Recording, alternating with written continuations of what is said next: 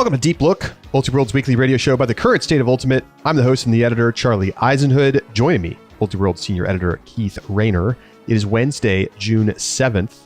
Keith, it is bright orange outside my window. I mean, it is crazy. The wildfire smoke, full effect here in New York City. Worst air quality of any city in the world right now, I read.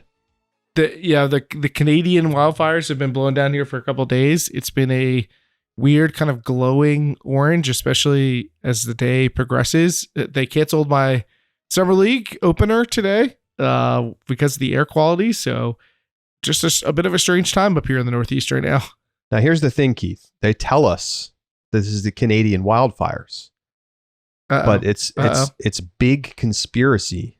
Actually, okay. What's going on is that the entire city of Philadelphia has been set on fire after the PUL rankings committee kept them out of the playoffs by selecting the New York Gridlock to advance as the wild card team into the PUL postseason, despite the fact, Keith, that the Philly Surge defeated the New York Gridlock heads up during the season in their one meeting. Are you sure that the fans are doing it in reaction to that, or did the committee also just go and just set blaze to the town? Like, we're just if you let the PUL Philly fans, the Surge fans, tell it, I'm pretty sure that's what they would tell you would happen. Is like they've destroyed everything. So let's just for those who are not closely following along with what's going on in the Premier Ultimate League. So they have three divisions. Okay, so they have three teams reach championship weekend by winning their division. Now, frankly, the way that you win your division is also extremely complicated and weird, but we don't need to get into that. I do think the top teams in each division ultimately won the division. But the fourth team gets in via a committee that doesn't speak to each other or like communicate about their voting in any way, but just votes on the team that they think, should get in. Basically, they put together a power ranking, and essentially, Keith, it came down to, should it be the Surge or the Gridlock? Okay.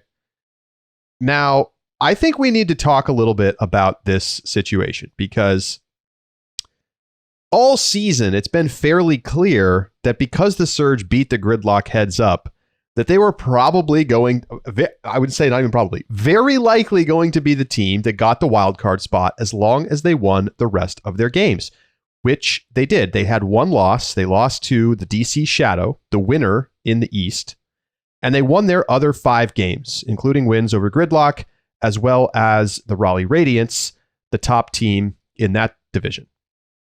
The Gridlock went 4-2. They lost to, of course, the Surge. They also lost on the road to the Strike, the top team in the Central Division. So, Keith, initial reactions here as the tweet from the Premier Ultimate League announcing this is on the verge of being ratioed by quote tweets, which is not a great sign. But what do you, just before we dig into the details, just gut feeling, is this the right outcome? I was shocked to see this outcome. For me, I would take the Surge over New York. I think if you had asked me, like, if the two teams played on a neutral site, who do I think would win with their full rosters? That might be a different question. And maybe that's the question the committee's trying to answer, but that's not the question that I feel like they should be answering. I feel like they should be answering which team had a better season. And to me, that feels like it's Philly. I was definitely surprised to see them take a different direction from what I think was the lower resistance choice. I think you would see less people surprised or disappointed by this decision had they chosen Philly. I think there's a narrative reasons to choose Philly. I've seen a lot of accusations of bias against the Philly community, which I think is A, preposterous and really short-sighted, but B, is like when Warriors fans try to claim the NBA is biased against them. Like, you are popular. You are literally the most popular person here. Like, the league wants you to succeed. Where I saw somebody say, like, the Surge were leading the season in ticket sales. You think they want to hold Philly out because of that? That would be like cutting off your nose to spite your face. Like it doesn't make any sense. It makes no sense. And it was way more likely that Philly fans would travel to DC than New York fans would travel to DC. Just for sure. Physical proximity reasons. Yeah, it doesn't make any sense to make that argument. There's no anti-Philly bias. I don't think. I guess can't say that with 100%. Like maybe the people on the committee genuinely don't like the Surge owner or something. I don't know.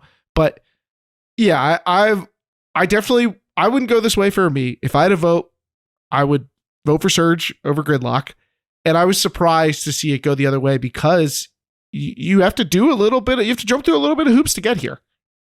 Okay, here we go. All right, let's talk about the actual specific details of this decision. Okay. By the way, the Premier Ultimate League on their website announcing this said that Gridlock narrowly beat out Surge for third place in the power rankings with 7 members of the committee out of 2, 4, 6, 8, 10, 12. So 7-5, ranking Gridlock above Surge, but only a single ranking point separating the two teams. That was what Gridlock got through with. Okay. And which is indicative, right, that somebody had Gridlock or Surge like out of just next to each other, right? Like presumably they have some sort of rankings point system. Like somebody may have had Surge first, or somebody had Gridlock like 6th or something. Sure. So there's a lot of quote tweets. And there's a lot. They're all salty. Very salty. There was one I was looking at earlier that I no longer see. It was from the head of the POTY board of directors. Oh no, it is still here. I'm sorry. Here it is. Zachary Greenberg, who in the Twitter bio is the president of the Philadelphia Area Disc Association board of directors. And he says, "This is complete bullshit. The Philly Surge is a far better team than the New York Gridlock. Better record, better divisional record, and Surge destroyed Gridlock in their only head-to-head matchup. Shame on the Premier Ultimate League for shafting the Surge in their inaugural season." There's plenty more, folks, if you want to go over to twitter.com. So here is what the Gridlock, by the way, so Eileen Murray, the owner and coach of the Gridlock, posted an article on the Gridlock website yesterday making the case for the Gridlock to be selected. Compelling, apparently. Apparently. And it included the following criteria on what was to be decided, how the committee was expected to vote. The primary factors to be weighted equally were game results, strength of schedule, the location of games, and the scoring margin in the games. Additional guidelines. All games should be evaluated equally, no penalty or bonus for when a game is played within the season. If two teams are very closely separated, voters should consider head-to-head results, quality of wins and or losses, player attendance of the opposing team, and game progression. That is to say, for example, a 4-point loss where the winning team pulled their starters after a commanding lead is less impressive than a 4-point loss where the game was within 1 or 2 until the final minute. Okay, so Keith, both teams went 3-3 at home, or 3-0 at home, excuse me. Gridlock beat Rising, Shadow, and Torch. There's no question that Gridlock's win over the Shadow was a major factor here in them getting into the playoffs. Because at that point, DC was number 1 in the power rankings. They hadn't lost. They looked really good. And Gridlock beat them in a very compelling game in New York. Comfortably so. Yeah. Surge beat Gridlock, Rising, and Torch. Now, it's worth noting, this has been a big part of the conversation. The Gridlock were missing a number of important players on their roster for that game against the Surge back at the beginning of the season. Tulsa Douglas, Gina Cartagena, Elizabeth Mosquera, Stasi Tangerlini, Sydney Harris, and Aki Young were not playing, with, I think, Cartagena and Douglas being particularly important players for their team. Okay, so let's look at the primary factors then to be weighted equally. Game results. Gridlock goes 4-2. Surge goes 5-1. All of the losses for the teams coming on the road. The Gridlock losing to a very good strike team and a very good Surge team, and the Surge losing to a very good Shadow team. Okay, all on the road. Strength of schedule, very similar. I think that, they've mostly had common opponents. The Gridlock's best win was certainly over the Shadow. The Surge's best wins were over Gridlock and Radiance. Worth noting, the Surge beat another division's top team, the Radiance. The Gridlock lost to another division's top team, the Strike. Scoring margin. The Gridlock were a plus 28 on the season. The Surge were a plus 22 on the season. Keith, I think it's fair to say the two teams are very closely separated when you look at their resumes. Would you agree? Yeah, I do think that they're close. I think anybody who's, obviously people are having an emotional reaction, and the way we talk online is in hyperbole. But anybody who's saying things like these teams are like, it's so obvious, like this team is a million times better than the other team, is like not paying attention. I think that's silly. Right. Agreed. I mean, keep in mind, right? In the DC, New York Surge combo, they all went 1-1 in that matchup. Home team winning every time. So that's an important note, right? It was, those teams were good and they all played well against each other. But when we get down to it, right, the Shadow win the division. So then you're comparing the Gridlock to the Surge. The primary factors, frankly, I think it slightly favors the Surge given that they won their out of division tough game and the Gridlock lost theirs. And then if we get to the additional guidelines and they're closely separated, what's the first category, Keith? It's the head-to-head results. How in the world is Philly not in the playoffs? The only argument for New York is, well, they didn't have their best players. They didn't have their best lineup against the Surge. So we're just going to nullify that result and give it the wildcard spot to the Gridlock. I'm sorry. I think the Gridlock are a great team. In fact, I think if they played tomorrow, the Gridlock and the Surge, they played in New Jersey, on a neutral site with half and half fans. I think the Gridlock are probably a slight favorite in that game based on their rosters. And maybe that's what the wildcard ranking committee decided, Keith. But I'm sorry, you actually have to look at the results of the games in the season to have any meaning to the regular season. And for them to, if it's a borderline choice, how do you not choose the team that won the head-to-head matchup? It makes no sense to me whatsoever. And I live in New York. These players some of them are friends. They're great. They're a great team. They had a very good season, but it's on them for not bringing their best roster to a key early season game. And I'm sorry, you lost that game. You shouldn't be rewarded now by getting to go to the playoffs. There's so many assumptions you get into when you start to account for like roster strength. And that's one of the things that I have some issue with here is, yes, we know it's been highly publicized that New York was missing key players against Philadelphia. But just because we have that information doesn't mean that we have the whole picture. Like, who else was missing in various other games that would affect how we see teams? What if Philly was missing people when they lost to DC, or they were missing important people in that game against New York and they still just won it, right? Like, there's stuff we don't know. And so, like, making the assumption, well, if New York had these players, the game would have gone differently. That gets a little messy. And I think that's part of the problem here. But I agree with you that starting at head-to-head results makes sense. Now, conversely, though, if you think of this as more of a three-way tie between them and DC, you start to see how you can start to shift the focus to New York. I mean, their win over DC was pretty thorough, and both teams had not full, but good versions of their rosters. I think also that there's a situation where Philly's being hurt by this weird double rising thing. They play rising twice, right? And then they average the score of those games. Am I getting that right? That's right. Right. So they beat Rising by 10 the first time they matched up, and then by 4 when they just played recently. So that they went from having a 10-point win over Rising to a 7-point win over Rising, which when we're talking about splitting hairs like we are in this situation is a meaningful distinction between the two teams. So I do think that that's another element that was hurt Philly in a way that feels weird because it's unusual. It doesn't go with the rest of the league.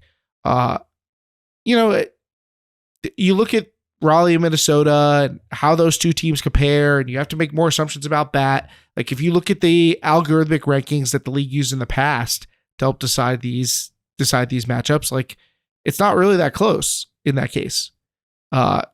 Surge is like almost 100 points clear of Gridlock, and that feels pretty decisive. And Strike is like 100 points clear of Raleigh.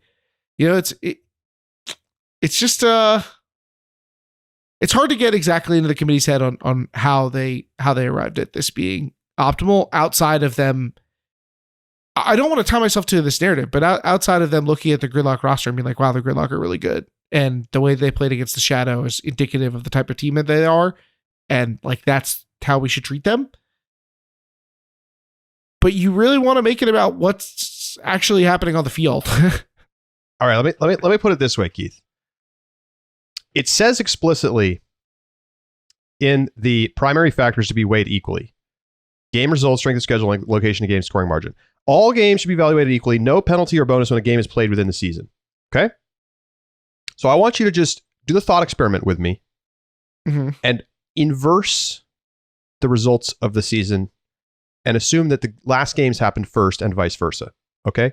So that means that Surge play a close game against Torch, close-ish. That wasn't close. They won by 5. It was never really a question of who was going to win the game. They beat Rising by 4. Then they lose to the Shadow by 5. Then they beat the Radiants. They crush the Rising, and they finish the season with a win over the Gridlock. Meanwhile, the Gridlock beat the Torch by 11, beat the Shadow by 2, crush the Monarchs. Then they lose to the Strike. They crush the Rising, and then they lose to Surge. Tell me what happens in that case. Tell me what happens in that case if you're the ranking committee. Assume the exact same players played in the games, right. All that stuff. There's no way you could justify taking New York. 0% chance. And what that tells you is that the ranking committee was colored by how the games happened over the course of the season. They weighed the later games more heavily than the early games. And to me, that means that they didn't do a good job of making this decision. I understand that it's close.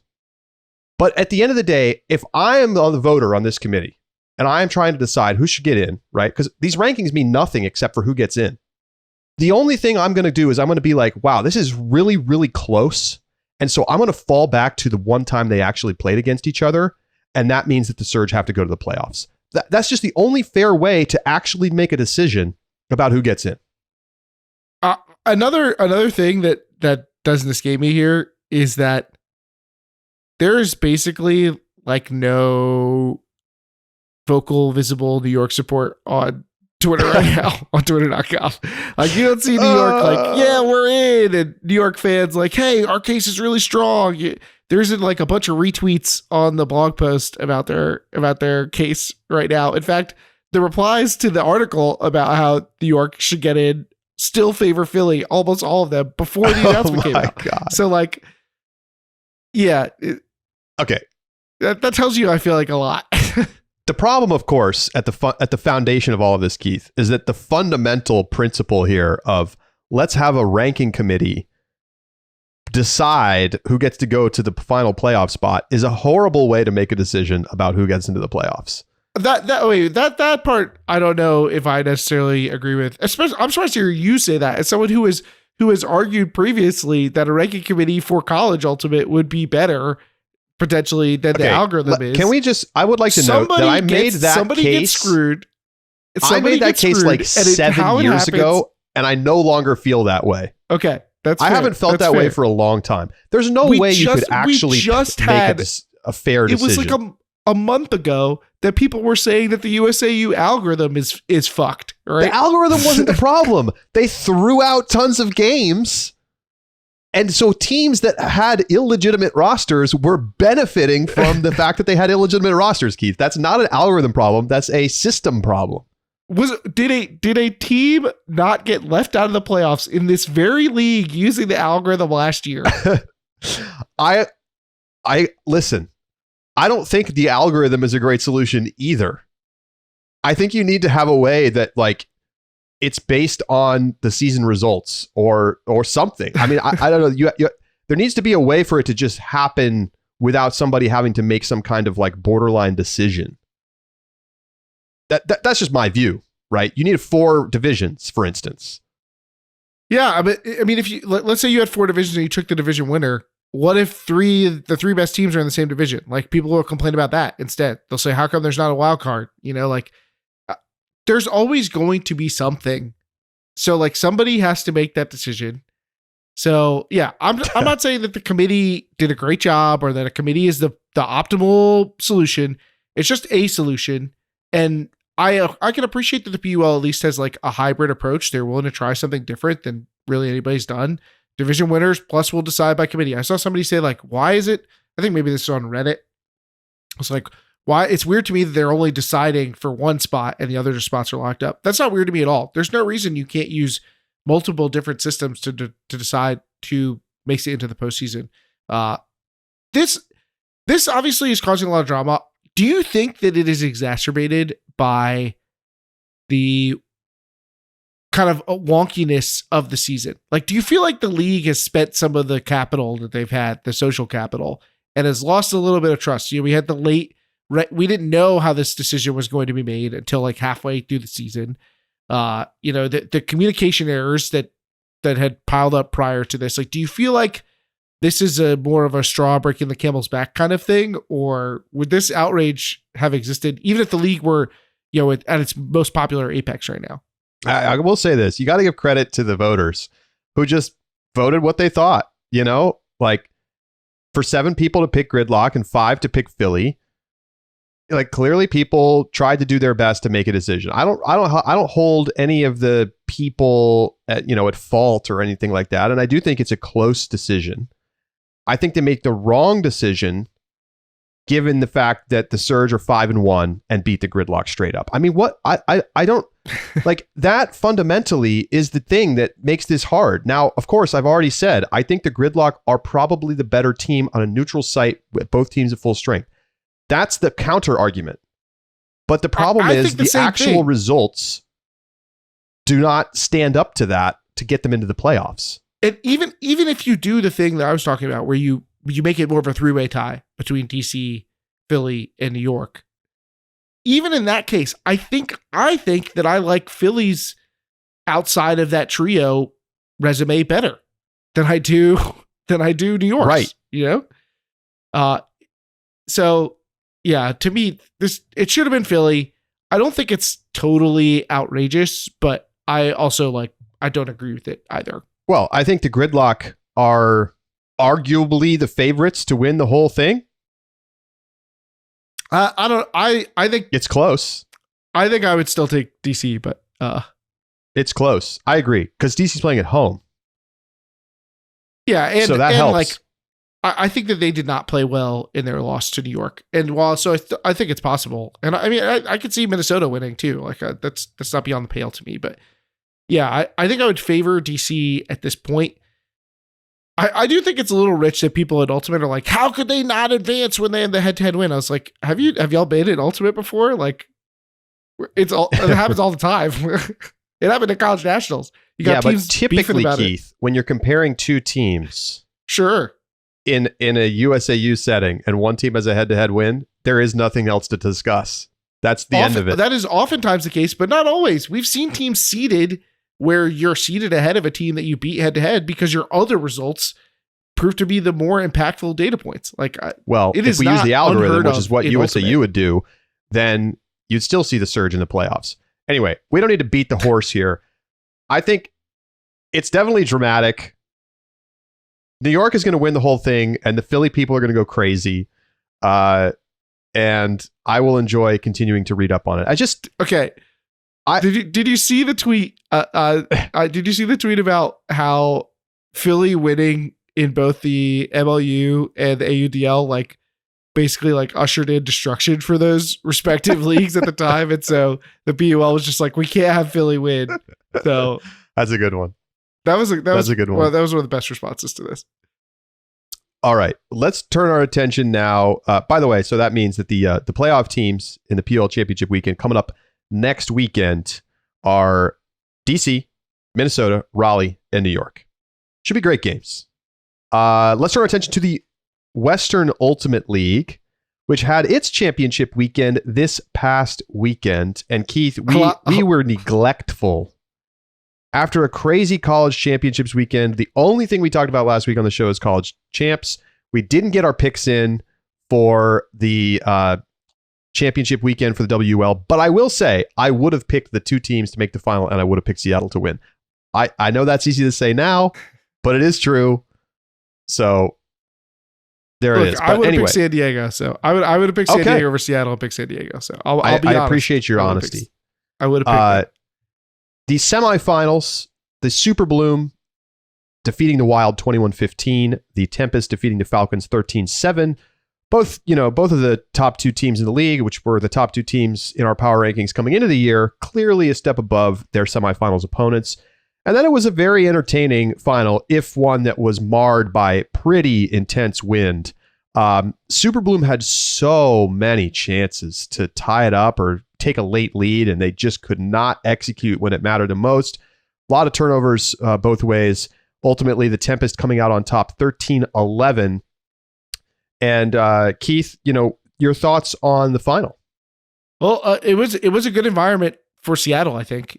Playing, they were playing at home, and as was noted on the Double Overtime podcast when they were previewing, Seattle had not traveled well as far as their roster composition. Stop me if you've heard this before about Seattle semi-pro teams in other leagues, but they had not traveled well. So being at home felt like a big swing in their advantage, and their deep roster. I mean, they're so good top to bottom, and they're such a skilled team that I think being in this environment favored them. I think San Diego looked a bit gassed by the end of the game with some of these long drawn out points. And I honestly think that really started to affect their decision making. I think that the Super Bloom started to make some kind of questionable decisions, to choices that were going to be difficult to execute in those conditions. And maybe they were just like, we need to take some risks. We're behind. It's late in the game.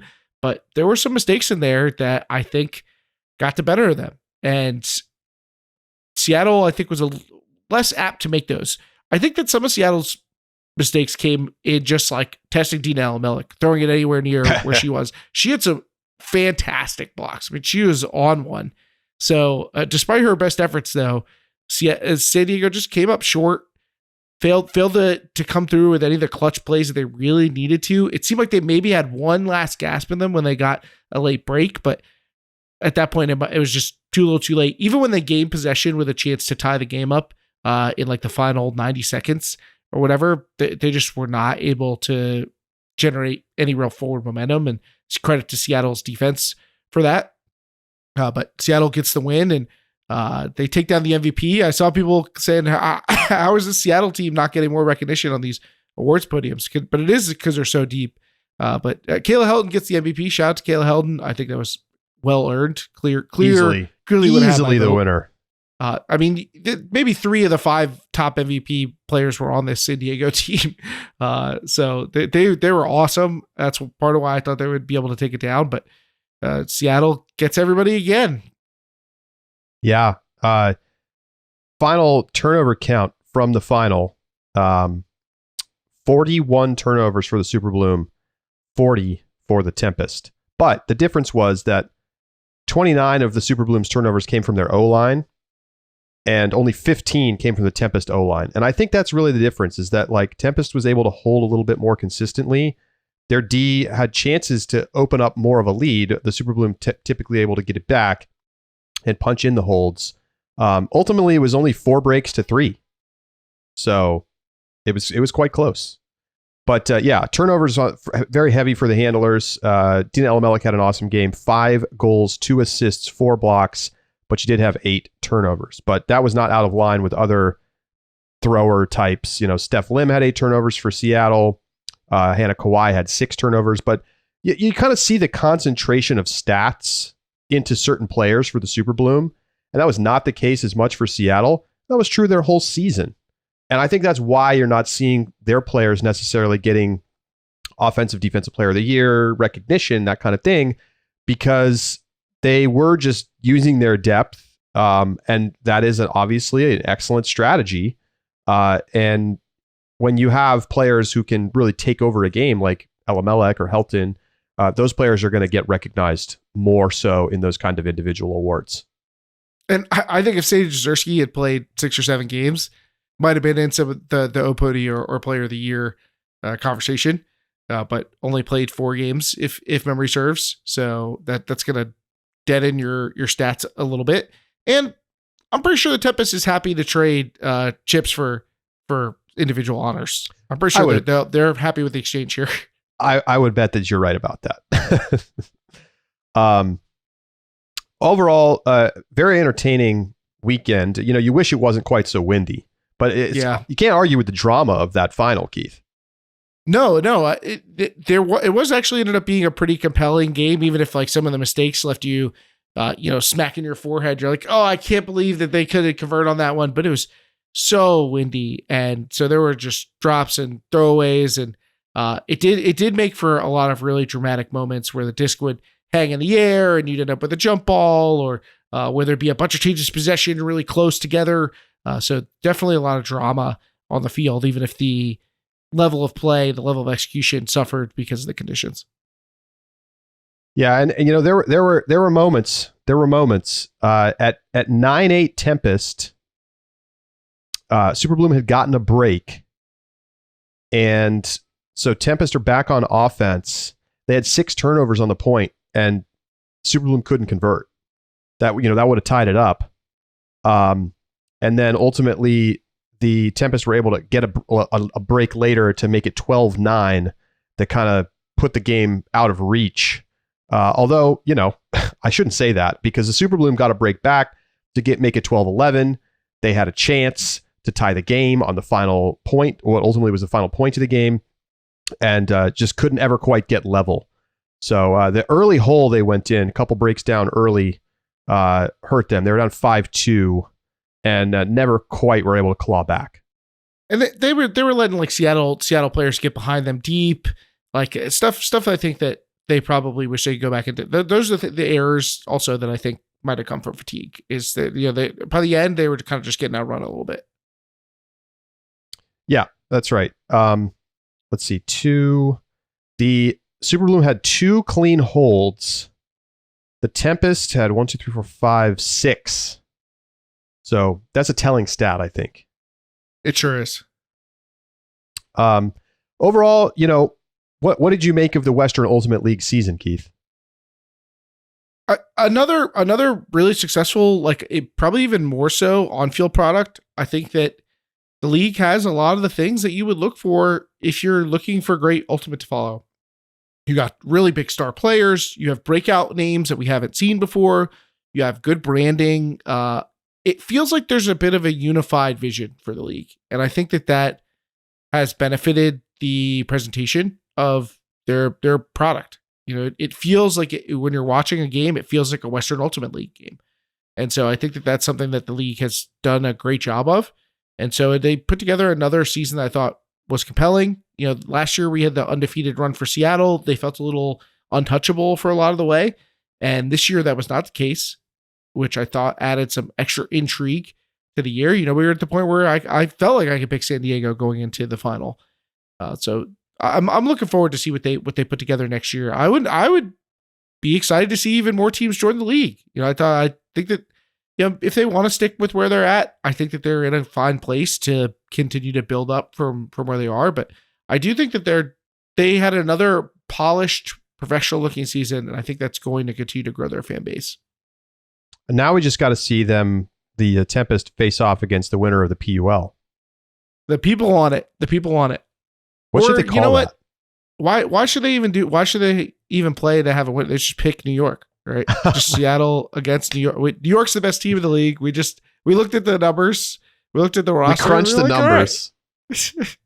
Yeah, the New York lost to the Shadow by 1 in the final, but they played earlier in the season and New York won by 2. So when you really think about it, New York was the better team holistically over the course of the season, and I think it's evident from their roster that they're better than the Tempest. So they're the champs. Yeah, I mean, New York had some burritos before the final, and so I think that it probably wasn't really fair. So, that we got to take that stuff into account. Okay. Well, we're going to take a break. Let us know what you think. Shoot us an email, deeplook@oldhero.com. Hit us up on Twitter @deeplookpod. And certainly going to be a continuing conversation this week as we lead up towards the championship weekend in about 10 days. We're going to take a break. When we come back, we've got the top 5 finishers in the Ultiworld Player of the Year race in the college division. We're going to reveal those top 5s, and we will also take some college championships mailbag questions. Don't go anywhere. We'll be right back.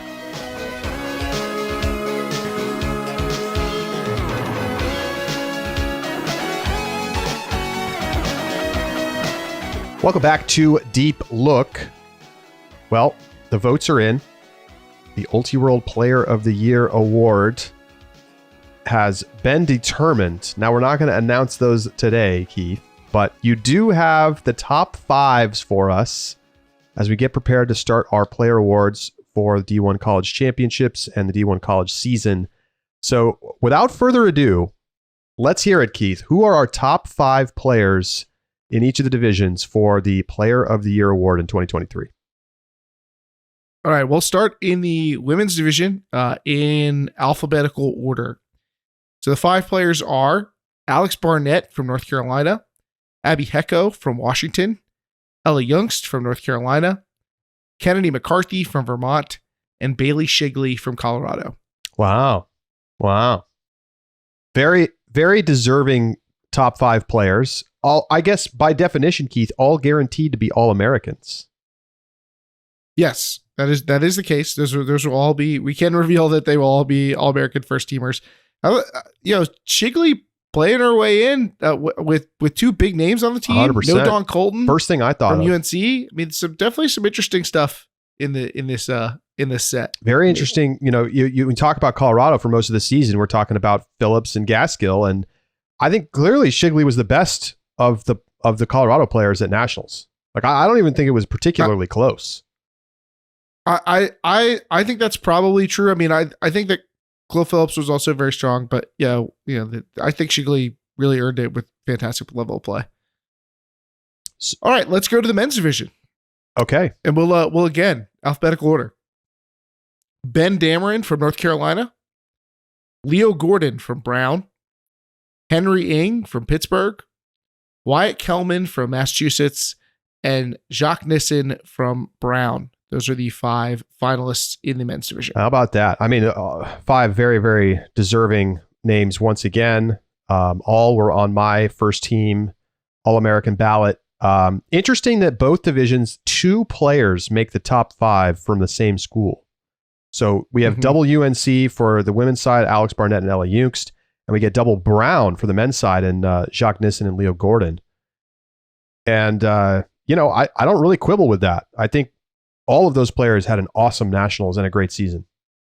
It's easy to see on the women's side. You get the dominant national champion. Makes total sense. I could see people being a little more like 2 players from a Brown team that couldn't make it out of quarters. To be fair, we said that they still could have been the second best team at nationals. They lost in quarters to UNC. I mean, they won the New England region. Recall. Right. So they really might be the second best team. And if you watch that team, like it's clear that there's a 2-man engine driving things. So to be a team that good, with 2 players as your primary focal points, like, yeah, that's gonna impact things. So also it's a 5-player cutoff. There are plenty of other good players from these other teams who definitely have shots at All-American slots as well. Well, congratulations to those finalists. The announcement for the winner of the Player of the Year award will be out this week. And we're looking forward to celebrating the great achievements of these players and many others in our All-American voting. And then our Offensive Player of the Year, Defensive Player of the Year, Breakout Player, Rookie, Coach, all of the other awards that we give out. Keith, it's a nice time of year to do all this. It is. This is honestly one of my favorite times of year too. Just like reflecting on the college season, giving out the flowers, celebrating these players, and me, I also love player eval, so a chance to kind of to go ahead and slice and dice figure out who you think is had the best year. I will be honest. It was very difficult to vote this year. So hard. My vote for player of the year in the men's division was not terribly hard. It was not an obvious choice, but I ultimately it was down to just a couple players. In the women's division, it felt like you could have gone a lot of different directions. And the overall All-American voting, we picked 21 players across, essentially 3 teams of voting. Wow, it was impossible. Like, there were so many good players this season. It felt like it was really hard to make decisions. I left people off that I feel like totally could deserve a spot on a third team, for instance. And just a really good year of College Ultimate. I tweeted out that like after we had like trimmed off some players, even ones that we thought maybe had a shot to get our nomination list down, and there was still the option to write in. It was like still like 50 players per division for those 21 slots. So it was really hard. It genuinely makes me think about proposing that we move to having an official third team. I don't know if we'll actually go that route. We've always had the unofficial third team that comes out in our snubs and superlatives articles. So maybe we'll just keep it there. Maybe we'll make it a formal thing. Who knows? Then we'll have to do unofficial fourth team, and I'm sure people will be happy to do that too. We'll see what it plays out like. But it was a very difficult. The player of the year voting in the women's division was extremely difficult, and All-American in both divisions was definitely challenging. And there were more players deserving of top 14 spots than there were slots to give out. Well, we will discuss our individual votes and the awards when they come out. So that'll be on next week's show. Look forward to talking about that. Keith, we've got some great college mailbag to get to. I'll let you go ahead and dig in and grab a question. Let's start with a little D3 flavor from D3 men's editor Mike Ball. How would the D3 champions do in the Division I college championships? That's Middlebury in the women's division and Colorado College in the men's division. How do you think they would hold up? Middlebury's going to win games. And I'm like trying to think about like was there a pool in which they could have made it to the bracket? I don't think they make the bracket in every pool, but they might make it in some. Let me take a look here. I think they might get to the bracket in Pool B. I think they have that's where I go. I think they could get past Northeastern Virginia, Georgia. Right. Well, I mean, obviously one of those teams would have to be displaced, but I think they could. They were that good. I mean, they were probably ranked ahead of at least one of those teams. They were 16th in Cody Mills FrisbeeRankings.com algorithm rankings. That was behind Northeastern at 10 and Virginia at 14, but ahead of Georgia. And I think that they were a deeper team than really both of those teams. Yeah, I mean, if you want to look at the resume, they beat UT Dallas 12-9, so they did beat a D1 Nationals team. I think that definitively states that they could get wins. Now, UT Dallas lost all their games in pool play, and I think that there's a very real chance that would have happened to Middlebury as well. There was unlikely to be a UT Dallas in their pool, but maybe. I mean, UT Dallas was a four seed in their pool, so maybe. I mean, they beat Carleton obviously in the final. That Carleton team also beat high quality D1 competition. Right. They beat Colorado State 10-9 at Pres Day. They beat UCLA 9-7 at Pres Day. That's 2 D1 Nationals teams that Carleton beat, and Middlebury beat them. So I think expecting Middlebury to contend for a pre-quarter spot is very reasonable. On the other side, with Colorado College, I think they probably lose all their games, but they're not a total pushover in the bottom of the pool and 17th place games.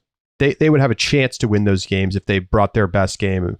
But you look at their resume from the season. They lost to Georgia Tech. They lost to Northwestern. Their best win was probably against Colorado State, I think. So, they lost close to Wash U at Midwest Throwdown, 10-9. They were good, but they're not a D1 Nationals level team. Yeah, they lost to teams that are like just below the line, and you could imagine in some worlds as 5 seeds at Nationals. So I think that's about where they are. They're likely to lose all their games or maybe win a consolation game, right, depending on the matchup. But I think you would expect them to be 19 or 20 seeded and perform at that level. Okay, let's do this. I've been waiting to do this one, Keith. Way too early championship odds for 2024. This one comes from Jeremy Z. Men's. We can start in the men's division since we were in the women's division last time. What does UNC look like next year? It's so hard to say who's coming back for everybody, but I think UNC's gonna enter the season as your favorite. I don't think that's wild to say. I got to be honest, though. I think they're plus number, though. I think they're probably like plus 150. They might be. Still, that's obviously good against the field. UMass plus 250? UMass has to be seen as decently close to UNC next year, given the youth on this I think UMass they'll team. be considered the top challenger. They were super young this year. I think you're going to be talking about a lot of the same teams. Like I think UMass, Vermont, also quite young. And I think that the question is, I think you get it. Oregon's another team that I think people will think really highly of. What do you do with Colorado? They were kind of like obviously they disappointed this year. They have some Who's back? Some vets. Who leaves? I think Landisman has to be back, right? They nominated Stoughton for Callahan, and that could be indicative that Landisman's got more time. And then they had a really great recruiting class. With more on the way. I assume they're going to lose Buchholz. Yeah, with more talent on the way. So, yeah, I think Colorado, they're like a plus Oregon, 400-ish, 500-ish team. I mean, they're in the conversation, but I don't think you can consider them at the level with the other, the teams that made semis. But I mean, bye Pitt, right? They're not going to be. They're like plus 1,000 or something. Yeah, and I don't know. I think I would favor Oregon perhaps over SLO.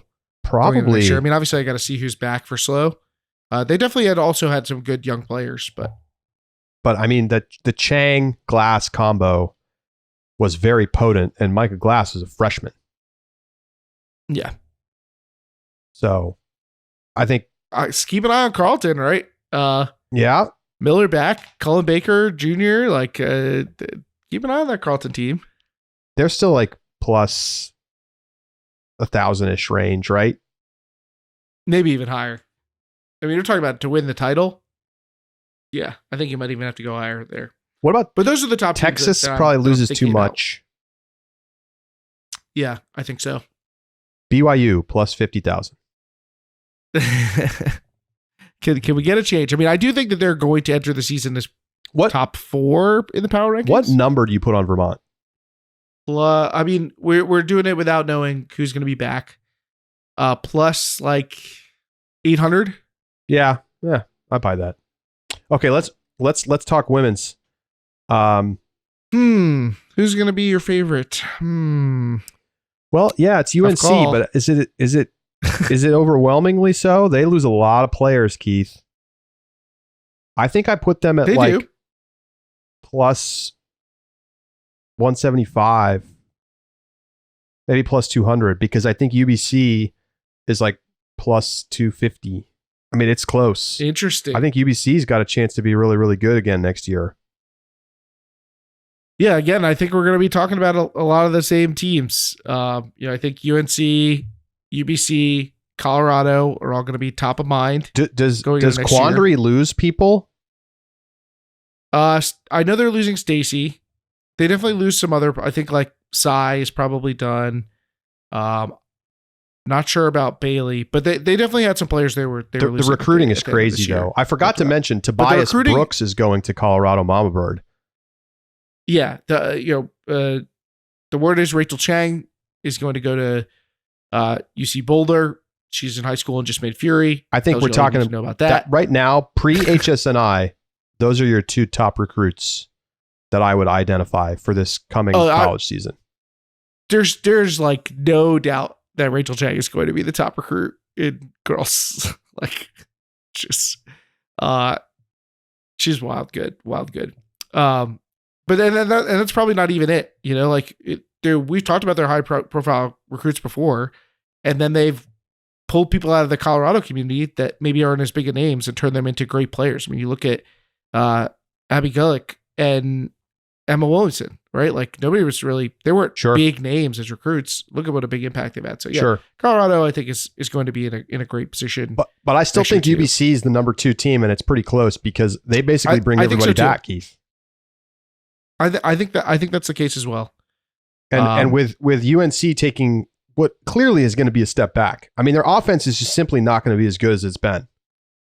They're just losing too many pieces. Barnett and Yunks gone, Connerly gone. There's too many pieces gone. I mean, they're still going to be really good. Don't get me wrong, and they have to be considered the favorite. And Dawn Colton are both going to be Teresa Yu is world class players. Like, how long have we said like, well, they probably could use Dawn more. They could take some of these people away and still be like, yeah. I mean, I guess that's what being the favorite is anyway, despite losing 2 players. But they're going to be closer to the field than they were this year. I think that has to be that does feel like the case. Yes. Yeah. Barring like some crazy grad student we don't know about yet. I think Vermont also probably going to be still in the thick of things. Obviously you've got a good core to work with Emily Posey and Caroline Stone, and I'm pretty sure Kennedy McCarthy has another year. So and their recruiting has also been good. I think Vermont's going to be right up there. So I think you're really going to be leading with that top 4 again. What's next, Keith? Next up in the mailbag, this one comes in from Steve Sullivan for our former associate editor. Which team in each division surprised you the most at nationals? All right. Well, on the men's side, Keith, I think it's a kind of a tough question to answer because a lot of teams played to what I generally thought they were capable of playing to. Texas, I think, is probably the team I would point to with almost beating UMass in quarters.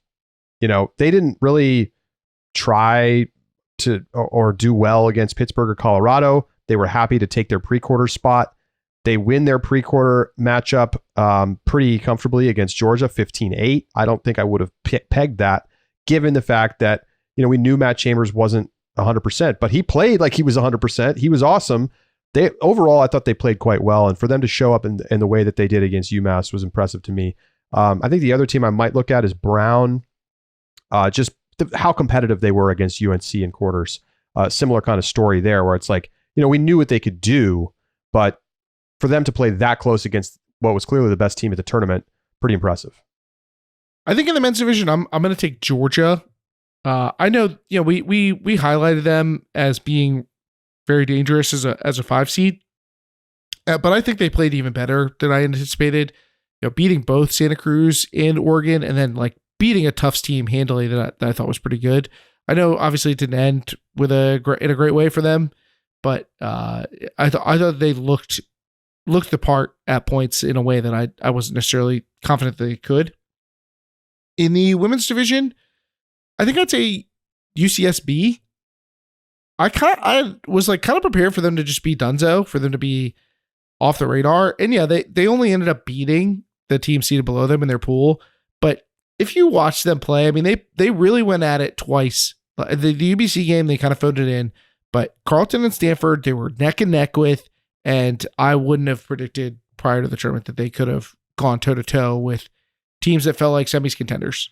So I think UCSB was the team that probably overplayed what I expected the most. 100%. That was the team I had already lined up to talk about. I think it wasn't just that they played better than they had during the season. Like, they legitimately looked like a team that could have gone, with a different set of matchups, certainly to quarters. And it's not out of the question for me that they could have made semis, although looking at the teams in semis, I don't see them beating any of the top 4, but they were quite impressive. And, I think Julia Hasbrook and Devin Quinn probably both played their way onto All-America teams over the course of the weekend because they were just unstoppable. Yeah, but nothing more surprising than Northeastern beating Colorado. That was wild. what a one-off shocker. I would also highlight Tufts in a not great surprise. I'm still maintaining that I'm disappointed by the way they played at Nationals. That's fair. I mean, they don't beat Vermont, and then they don't beat UEC. It seems about like what I would have expected. But they didn't really look like they were at their best against Vermont, for instance. They weren't competitive in either of those games. And I think maybe that's disappointing for a 5 seed. Okay, next question. How does Minnesota finish if they're in a different pool? They lose to Universe to Brown. They lose on Universe to Cal. And they lose 15-12 to UMass in a game where both teams... The game didn't really matter for UMass, but UMass was playing its starters. And let me call up the PUL committee to ask how things would have gone if we just didn't count the games that happened and just kind of made it up as we went out. Sorry, this is low hanging. You're just taking some cheap shots at this point. Yeah, not even here to punch back, and I'm over here just cracking jokes. Yeah, Minnesota was right there, but also, like, wasn't that kind of the book on them anyway? You know, like, isn't that a little bit of what you expect from a team who has a questionable deal? Like if you put them in Pool A, do you feel any better about how they were going to do? If you put them in Pool D, that Washington team almost upset 2 of the teams seated above them. Like, is Minnesota really going to get much better there? I think in Pool C, maybe is where you like them the best against a Declan only Miller because Carleton. Yes, only because Declan's not playing. I mean, Carleton beat Minnesota heads up at regionals. Yeah, I don't know that I like. Yeah, obviously when you got a bunch of coin flip results, like, yeah, things could have been differently. But guess what? That was true in Pool B too. How much differently could things have gone in Pool B if you change 4 points over? So I don't see a lot of evidence that says, like, oh, if there was some other pool that was way weaker that Minnesota could have done much better in. In fact, I think Pool A and Pool D look like they were probably stronger than Pool B. This was a classic Minnesota tournament. Every game close. Lose to the good teams because you can't get breaks. The whole story for this team. They're good. Their O-line is really good. Like, Jurley, Krennic, these guys are really good. But this team hasn't played a lick of defense in 3 years. Their best defenders are on their O-line. I'm sorry, it's true. It's the same reason they couldn't go far with the Cole Jurek team. They don't play any defense.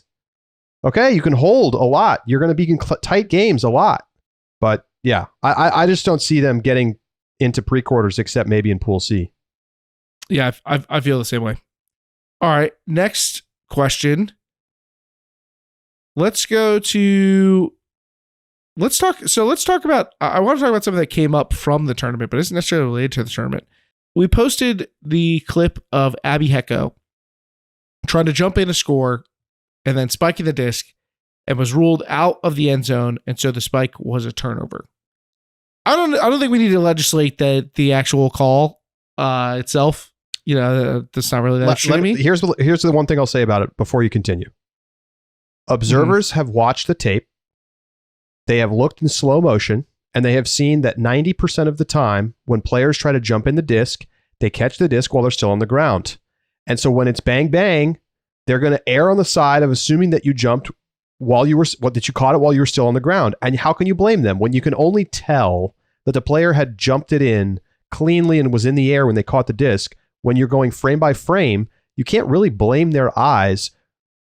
Most of the time they get this call right. And yes, they maybe missed it in this one place, but Abby knows that she needs to wait for the call before she spikes the disc. I mean, anyway, continue. For the record, multiple people have said that like if you go into the video itself, it's like 2 frames of difference, and that's like almost indiscernible at live speed. And again, exactly. Anyway, they have looked and they have seen that at when you go super slow mo, the vast majority of the time players catch it while they're still on the ground.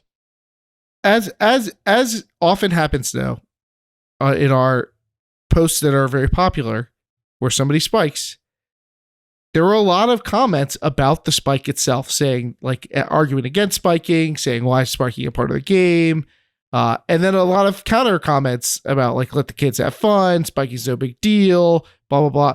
So the question is that we got, and this is from Tanner, where's anti-spiking rhetoric come from? And why do people care so much about spiking? I am so used to spiking that I don't even think about it anymore. The only time it gets my attention is when somebody does something extremely creative or somebody spikes it and it hits an opponent. That's it. Or like a really aggressive spike right in an opponent's face. That's the only stuff that's going to make me even like think about it.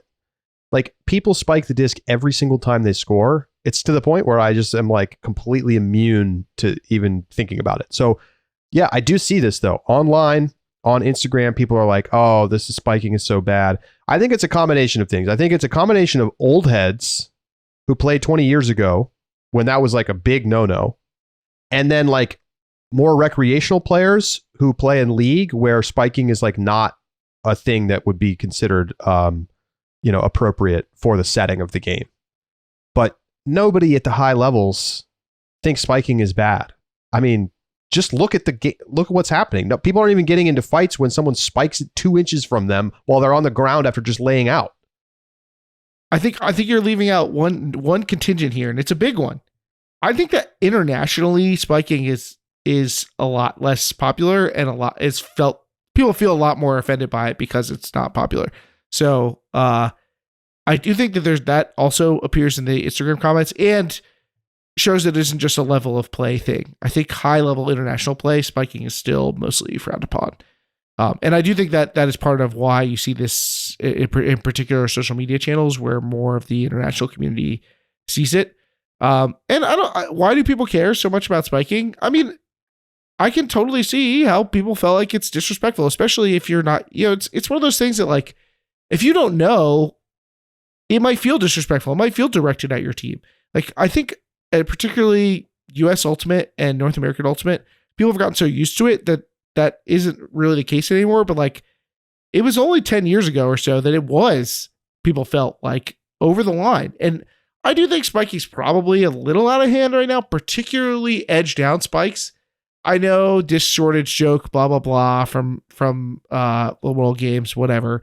But like, there really isn't a reason to damage the disc. Like, probably unnecessary. There are many cool, emphatic, energetic spikes you could do that don't involve just edge spiking the hell out of it all the time. I think that's probably a little out of hand. And maybe I am an old head for that. But I'm also not trying to like police the kids for doing it. We know the deal. Don't be a jerk. Don't direct it at the other team. Make it about your team and yourself. It's fine. But yeah, there's definitely a very real sentiment of people out there who are anti-spiking and think it looks unspirited and showboaty, aggressive, whatever.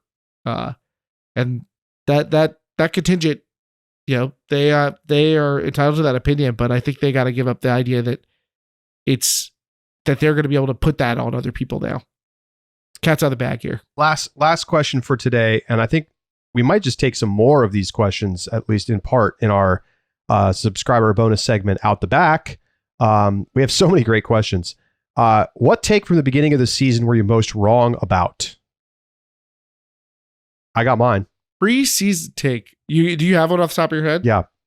Surge winning the PUL. All right, go for it. I've been personally robbed. Yeah. You got there. I mean, I think the obvious one is Colorado Mama Bird. They were supposed to be the big bad challenger. I think they came up well short of that. And that was not necessarily even just they choked it away in one game at Nationals kind of thing. I think that there was really a point during the season where you felt like they were like stand out the second best team. And I definitely can cop to being wrong on that one. I was wrong about that as well. We both thought UNC was going to be great. I definitely did not. I don't remember if I gave a specific take on this or not, but I definitely did not expect UMass to be as good as they were. Oh, 100%. UMass was, I think they came into the season like preseason, like 15 or something like that. they didn't make nationals last year, and I no way did I have them making the finals of college nationals. Not even close. I mean, I didn't even have them making the finals of college nationals after I saw the whole season play out. So I'm definitely wrong about that. I haven't thought about this. So I am not revealing my ballot or anything. Are they a lock to win Coach of the Year? Like, is this? I haven't thought about my ballot either. Who else is in the conversation?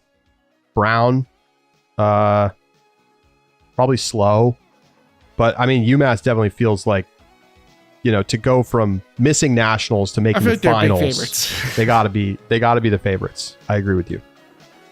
Yeah, pretty impressive. And to deal with a major injury to, well, I think clearly Wyatt Kellman, their best player. That was settled for me by the end of nationals. Mm-hmm. Okay, that is going to do it for this edition of Deep Look. Thank you so much for tuning in. More to come in our Out the Back segment. We might do a little smorgasbord of things this week. So join us there. And for Keith Rayner, I'm Charlie Eisenhood saying so long, and we will talk to you next week. Hit us up, deeplook@ultiworld.com, @deeplookpod on Twitter, and we'll talk to you then.